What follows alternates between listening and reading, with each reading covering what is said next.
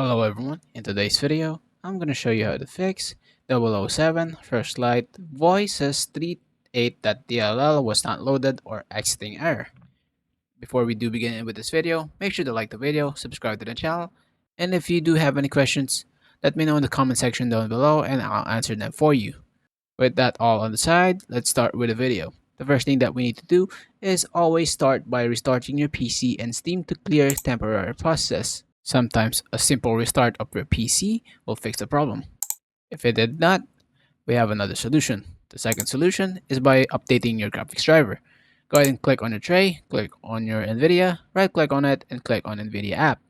Over here, click on drivers over here, find the latest available driver for you and click on download and install. Once done, go ahead and restart your PC once more and relaunch your game.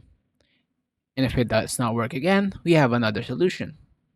Next up is by going on your Windows Update. Just go ahead and click on your start menu, type in Windows Update, press enter.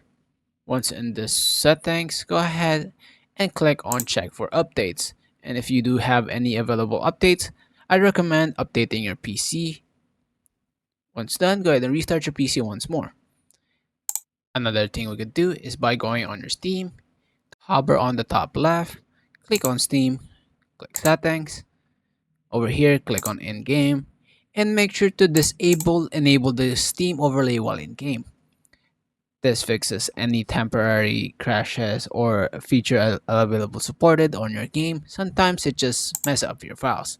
So another thing we could do is by going on your library, click on your game, click on properties, click on install files, and verify integrity of game files. This will fix any corrupted files that might be affecting the error for your DirectX error on your game. Wait for it to finish. Once done, go ahead and relaunch your game, and if the problem still persists, no worries, we still have a few options here. The next thing you need to do is by going right click on your game again, click on properties, this time on general, and then launch options. Go ahead and type in -dx11. Once done, go ahead and exit out this window and relaunch your game once more. If that does not fix, no worries, we have the best and last solution for the last. So the next thing is reinstalling the Microsoft Visual C++ and ensure the latest DirectX runtimes are present. To do that, open up any browser you preferred, just like so. Over here, just go ahead and type in Microsoft Visual C++. Over here, click on the first official Microsoft link, like so. And over here, scroll down on the first table right over here. Don't scroll all the way down, as you can see. Just go ahead and scroll down until the first one. And then click on the latest supported V14 distributable version. Go ahead and click on it. A download will pop up. Go ahead and download. Once the download is finished, go ahead and continue with the installation process and finish all of it.